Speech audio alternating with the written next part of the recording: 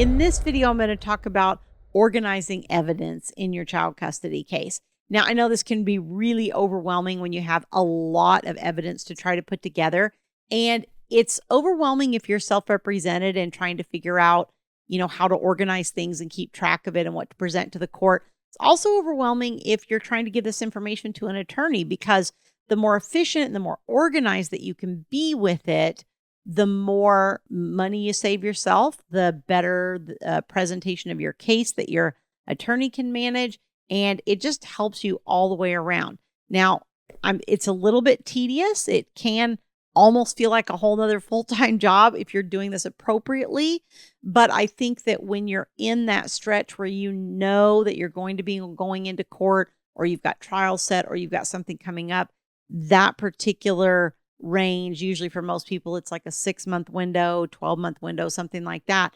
That becomes, the really, really critical part. Although I do think this is something that you need to be doing most all the time. Before I dive into this further, let me just remind you, if you like this content and you find it helpful, don't forget to hit like on this video. Also subscribe to the channel so that you get notified as new videos are released. How do we organize our evidence?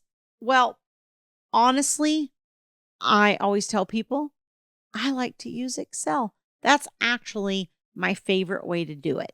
Now, when we're submitting large amounts of data to the court, a lot of times what you want to do is you want to summarize it. And that's essentially what I'm going to have you do. I'm going to talk you through how to do this. You're going to summarize it, but then you do need to provide the backup data, right? So let's say that you have a stack of bank statements.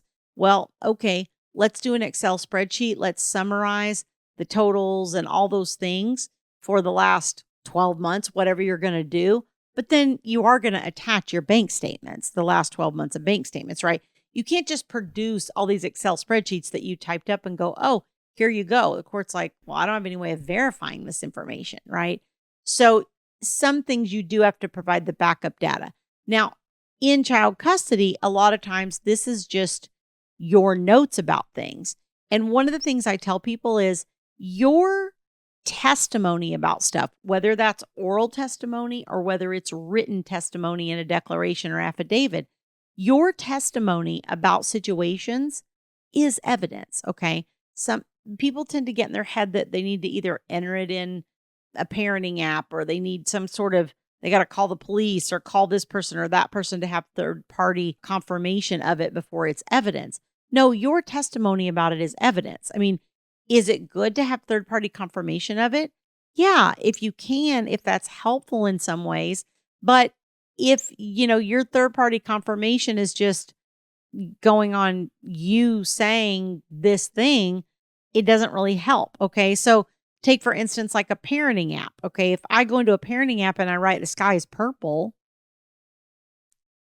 it's not true that the sky is purple, so it doesn't really matter, right? And I'm the only person that saw it, so me typing it in the app, whether I'm testifying on the stand that I saw the sky was purple, or whether I'm writing in a declaration that the sky was purple, or whether I entered it in a parenting app that the sky was purple, it's all the same amount of credibility, right? So I'm not a fan of putting a lot of things in the parenting app. I think one of the things that it does is it looks to the court like you're trying to document the case, which they hate, and they want it used for purposes of the child. And number two, it essentially tells your co-parent everything you're tracking. I always say to people, you know what?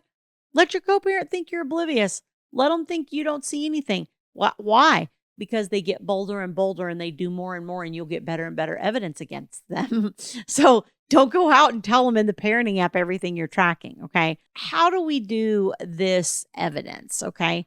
One of the things that we do is I like to have clients create just a simple Excel spreadsheet. It's nothing complicated. I always tell people you can email me. I'll send you my template if you want it. Might take me a little bit to get back to you, so just bear with me, but you can send me an email. The email is Tammy, Tammy, @divorceuniversityonline.com. Okay. I should probably tell you that if you want to email me. When you set up your Excel spreadsheet, you want to do a column for the date. You want to do a column for the time. Then you want to have a subject column. Okay. Then you want to have your notes, which is just your narrative on whatever it was that transpired. And then I do a column called cross references. Okay. That's essentially how I set it up. And I like it all on one page. Some people like to break it down by month or whatever. I'm not a big fan of that. I think that having it all on one running thing, you start to identify patterns and see things that you wouldn't normally see if you have this spread out over multiple things, or you have things saved in your phone, or stuff saved in your parenting app, or stuff saved over here and a picture there and a da da da da da.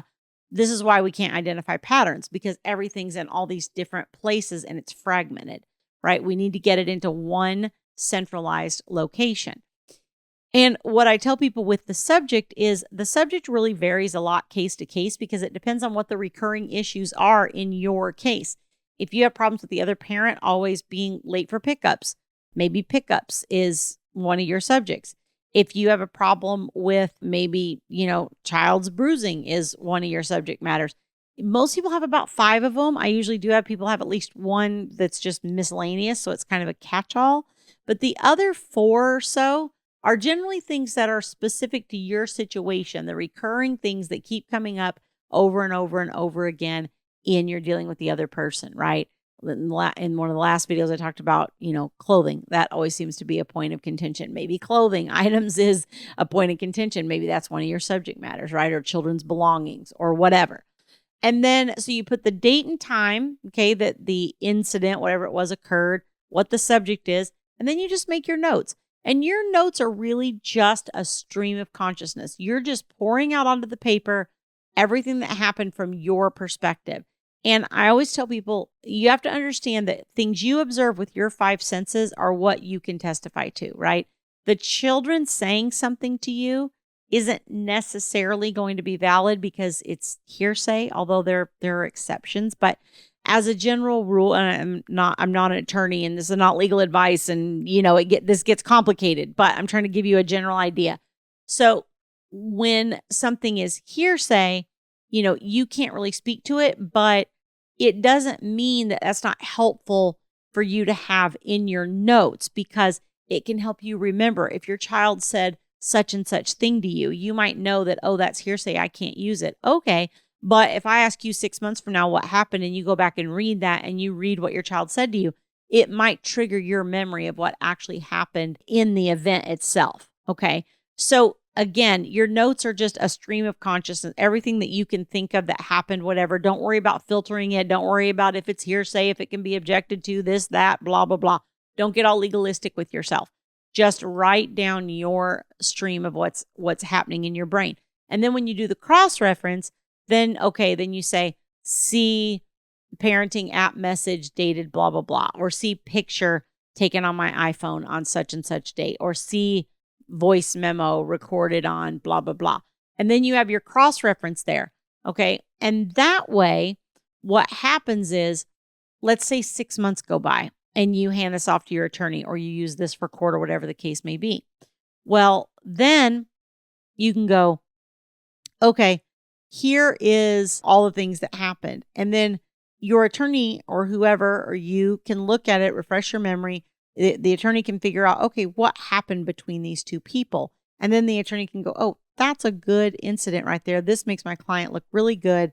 I want to know more about this. And then, hey, client, can you pull these cross-referenced items for me, right?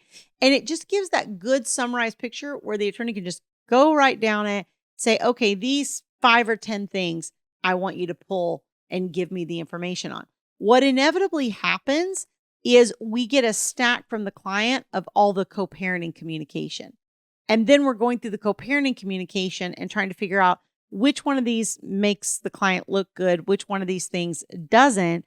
But now, once I figure out which things I think make the client look good, I have to go back to the client, ask them to fill in all the holes and give me all the background on what was going on during that communication.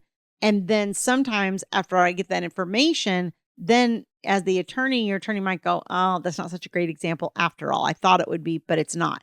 Because they didn't have the context in the first instance.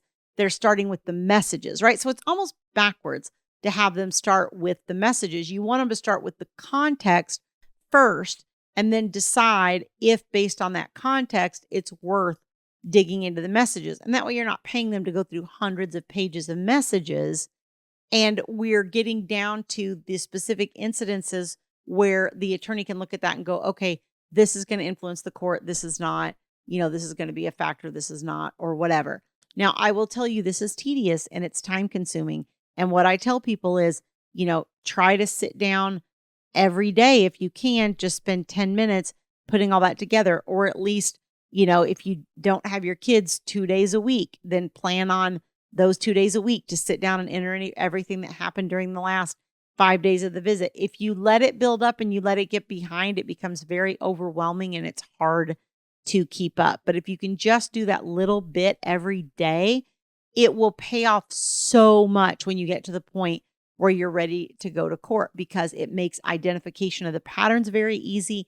It makes identification of the key recurring points very, very easy. And we can read through the summary. We can kind of get an idea what happened. And then if we need to pull the cross references, then we can say, hey, go pull this photo off your phone from this date. Hey, go pull the parenting app message from this date. And it makes it very easy for you to produce that information because you know exactly what you're going to get.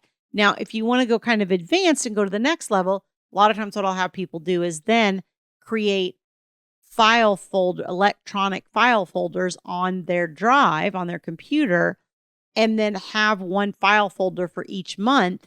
And then any cross references that you list, dump them into that file folder with the relevant date. And, you say cross-reference A, cross-reference B, whatever. And then you've got them all dumped in a folder. So then if your attorney wants them, it's like, or you need to pull them or whatever, you know what folder to go to because you've already done the legwork of moving it all into there. Okay.